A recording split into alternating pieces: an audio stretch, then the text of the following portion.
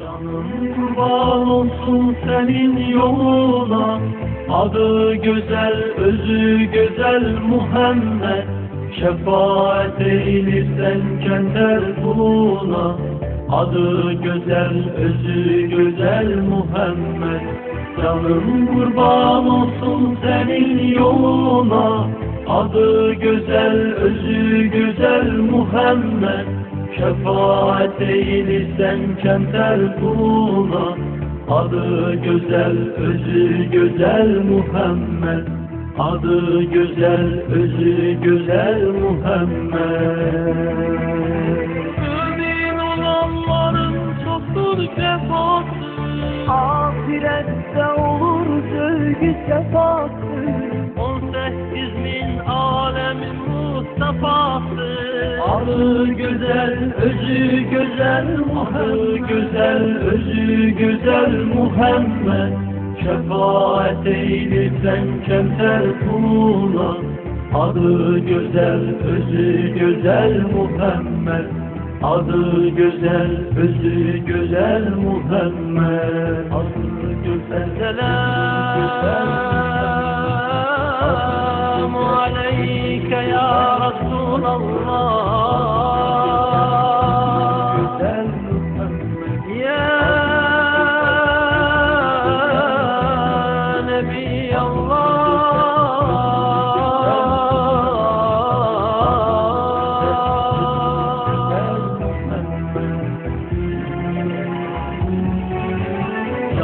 Kurban olsun senin yoluna.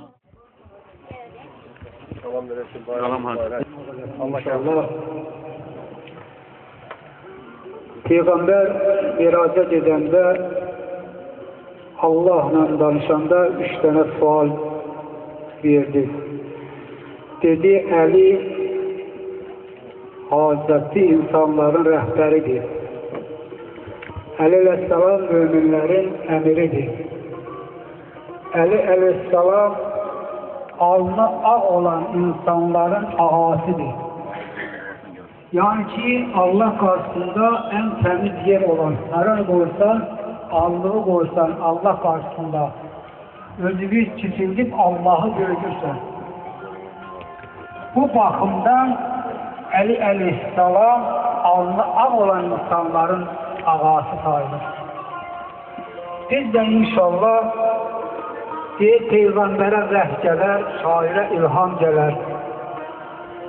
Əli əleyhissalamdan görək dahi nizamı nədir? 5 kimsə yarandı Xaliq-i İzzət, o nuru pakdan sahibi qüdrət. Dedi Cəbrayla birinci hikmət, Allahu Muhammed Əlidir, Əli. Ərşin sütunudur, yerin ləngəri, günəşin nurudur, ayın əmbəri, bəşərin xilqətin dildə əzbəri, Allahu Muhammed Əlidir, Əli. Mələyin lövhünə yazıldı qələm, 6 gün ərzində yarandı aləm, dünyaya gəlməmiş Havva-i Adəm, qüdrəti, qüvvəti Əlidir, Əli. Dünyadan köçəndə Adəm Peyğəmbər, o Nəbi Nuhidən o verdi xəbər, yetəndə dəryada o Nuhə xədər, xilaskar mövlasi Əlidir, Əli. İbrahim uzattı Məkkədə bina, ismini həkk etdi Kəbə adına, artanda fatiklər xəlili oda, xilaskar mövlasi Əlidir, Əli.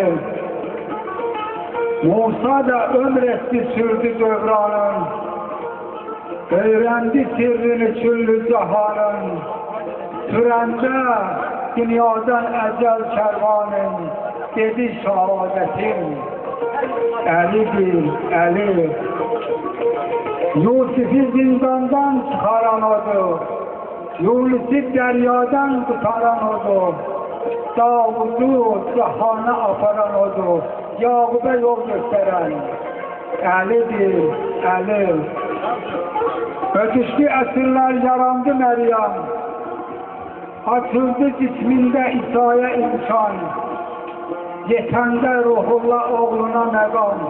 Dedi, la fəta, Əlidir, Əli.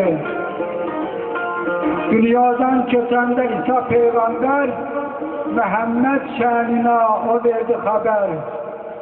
Dünyaya nur saçdı o xətmi əmbər. Müjdəsin paylayan Əlidir, Əli. Cahanda ad saldı o böyük insan. Cəbrail gətirdi şəninə Quran. Dəyişdi hökmünü küfədə dövran. Zülfüqar evində Əlidir, Əli. Allah kömək olsun, Allah sizdən razı olsun. Allah bizləri Əli qapısından uzaq salmasın, Əli bir qapısından uzaq salmasın. Allah ömür bildirməsin. Çox sağ olun.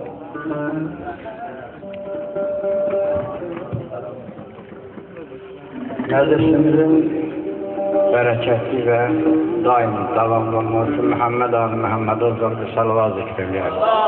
Allahümme salli ala Muhammed və ali Muhammed. Mən bir şey demək istəyirəm ki, dünya yaranandan heç vaxt yeryüzün Allah rəhbərsiz qoymayıb. Həmişə, indi də görsə bir müəssisədə, bir idarədə, bir ölkəni rəhbərsiz qoymazlar. Çünki orada rəhbər olmasa çox şey ola bilər.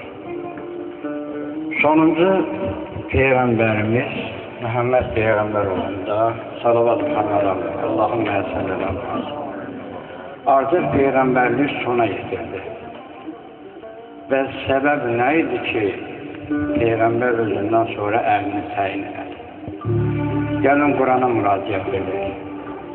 Allah Quran-ı Kərimdə buyurur ki, Peyğəmbərlər öz sözün demir, buyruğu ilə yeryüzü, İslam dünyası, müsəlmanlar bassız qalmasın deyə əlini təyin elədi. Ona görə də 14 əsr deyil.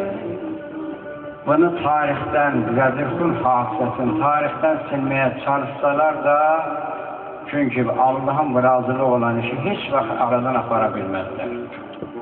Bunu bilir. Bu bayram münasibətilə hamınızı təbrik edirəm.